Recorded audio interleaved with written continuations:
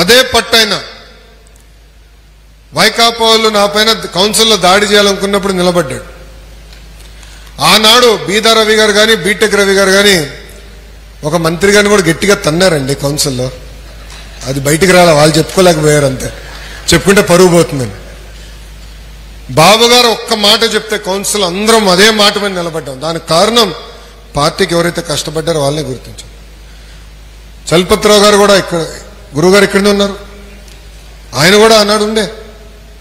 ఆయన గంటలు గంటలు పోరాడాం. ఆయన వయసుకి ఎంత అరిశారు తెలుసా రోజు. పెద్దయినా నిలబడ్డాడు ఓపిక. ఫరూక్ అన్న వెళ్ళు నిలబడ్డారండి. ఒక వ్యక్తి నా పైన దాడి చేసాక వస్తే గట్టిగా ముందరికెళ్ళి పోరాడింది బుద్ధన మన నాగ జగదీష్ గారు. రెండోసారి ఈ నెల ఆయన కొట్టబోతే ఈయన పట్టుకున్నా, ఈయన దొరుకుతాడా? 2 చేతులు సరిపోలేదు రాబాయ్. ఎందుకు చెప్తున్నానంటే ఒక స్ఫూర్తి. అందరం పడ్డాం, అందరం పోరాడాం. కౌన్సిల్లో కూడా అదే పోరాటం పార్టీని కాపాడింది. సో పార్టీ, తెలుగుదేశం పార్టీలో గొప్పతనం అదే. నేను ఇక్కడున్న కార్యకర్తలందరినీ ఒక విషయం కోరుతున్నా. మా చుట్టూ మీరు తిరిగితే పదవులు రావు రాబాయ్. మళ్ళీ మళ్ళీ చెప్తున్నా, వేదికమైన ఎవరి చుట్టూ తిరిగినా మీకు పదవులు రావు. చంద్రబాబు నాయుడు గారు సింపుల్ గా మీ సభ్యత్వ నంబర్ కొడితే మీ చరిత్ర అంతా వస్తుంది. బాబు షూరిటీ, భవిష్యత్ గ్యారంటీ ఎవరు బాగా చేశారు, సభ్యత్వం ఎవరు బాగా చేశారు, ఎవరి బూత్ లో ఎంత మెజారిటీ వచ్చింది, ఎంతవరకు కార్యక్రమాలు చేశారు అనేది చాలా సులభంగా చంద్రబాబు నాయుడు గారు తెలిసే పరిస్థితి.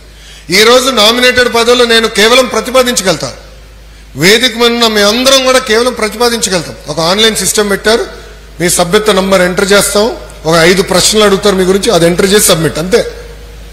ప్రతి పదవి, ప్రతి డైరెక్టర్ పోస్ట్ స్వయంగా చంద్రబాబు నాయుడు గారు రివ్యూ చేస్తున్నారు. చాలా సీరియస్ గా తీసుకుంటున్నారు. ఎందుకంటే నిజంగా కష్టపడిన కార్యకర్తలు ఎవరైతే కష్టకాలంలో పార్టీకి అండగా నిలబడ్డారో, పార్టీ పిలిపించిన ప్రతి కార్యక్రమం బాగా చేశారో వాళ్ళని గుర్తించాలనేది బాబు గారి కోరిక. ఇక్కడ సుమారుగా 60 మంది ఉత్తమ కార్యకర్తలను కలిసిన, అంటే మిగతా పైన మీ పైన ప్రెషర్ మొదలైంది స్వామి. మీరు తిరగాలి. జూన్ నుంచి ప్రతి 3 నెలలకు ప్రోగ్రాం ఇస్తాం.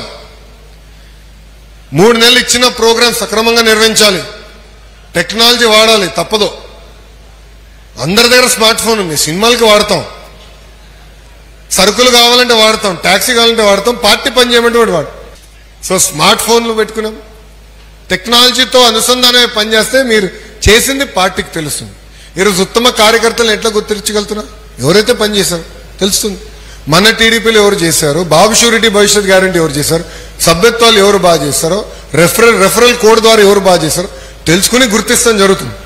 దయచేసి ఇది అన్ని గమనించాలని కార్యకర్తలందరినీ కోరుకుంటూ, ఇప్పటికీ నేను చాలా ఎక్కువ మాట్లాడా.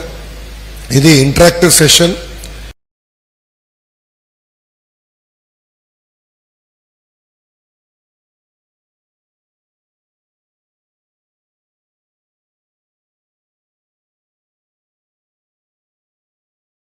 గతంలో ఎలాంటి పరిస్థితి వచ్చిందో అదే పరిస్థితి మళ్ళీ రావచ్చు. అది మనం మర్చిపోకూడదు. ఇదే గుర్తుపెట్టుకోవాలి. సమస్యలు ఉన్నాయి కాదని నేను అన్నట్లా. ఇప్పుడే ఇన్ఛార్జ్ గారు చెప్పారు,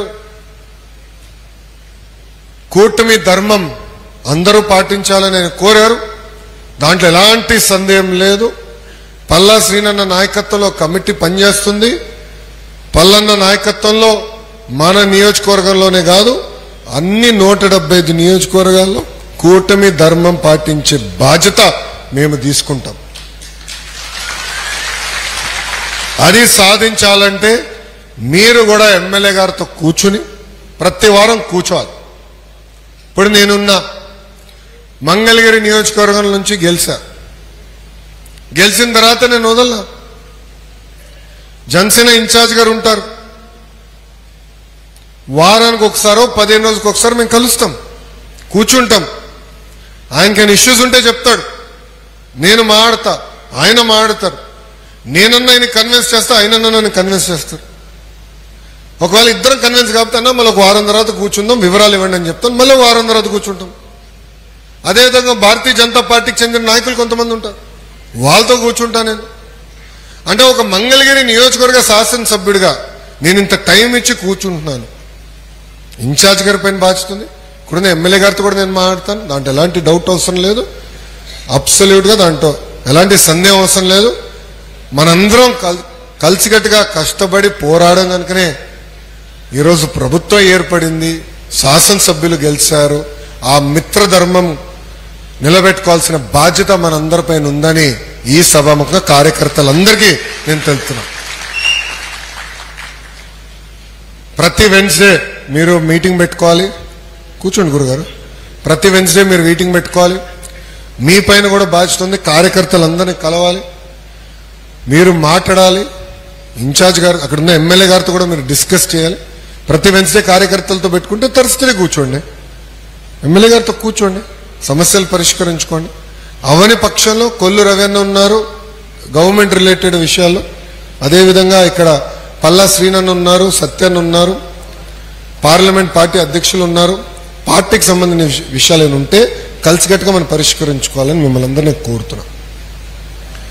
అన్నా మీ అందరూ ఒకటి చెప్తున్నా, తిట్టుకుందాం కొట్టుకుందాం కానీ విడాకులు అవుట్ ఆఫ్ క్వశ్చన్. తిట్టుకుందాం కొట్టుకుందాం రాబాయ్. రోజు నేనే పోరాడతా కదా పార్టీలో, రోజుకు చిన్న యుద్ధం చేస్తూ ఉంటా. సంస్కరణలు తీసుకురావాలనేది కదా నా తాపత్రయం.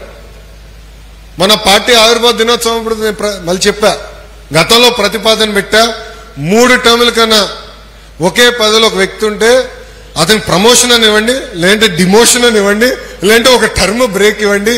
ఎందుకంటే యువరక్తం పార్టీలో నిరంతరం పారాలి. నేను ఈరోజు వచ్చానని కాదు, నిరంతరం యువరక్తం పారాలి. నా లక్ష్యం ఒకటే, ఒక గ్రామ పార్టీ అధ్యక్షుడు పాలిట్ బ్యూరో రూమ్ లో కూర్చోవాలి, ఒక మండల్ పార్టీ అధ్యక్షుడు రాజ్యసభ సభ్యుడు ఎందుకు అవ్వకూడదు అనేది నా లక్ష్యం. చేయాలి, అవకాశాలు వస్తాయి. గతంలో మీరు చూస్తే పార్టీ తెలుగుదేశం పార్టీ గొప్పతనం అదే. మీరు ఎంతమంది సభ్యులు చూడండి, వేదికమైన మమ్మల్ని అందరూ ఒక్కసారి చూడండి, అన్ని బ్యాక్గ్రౌండ్ వాళ్ళు ఉన్నాం. టీచర్ అమ్మ ఉంది,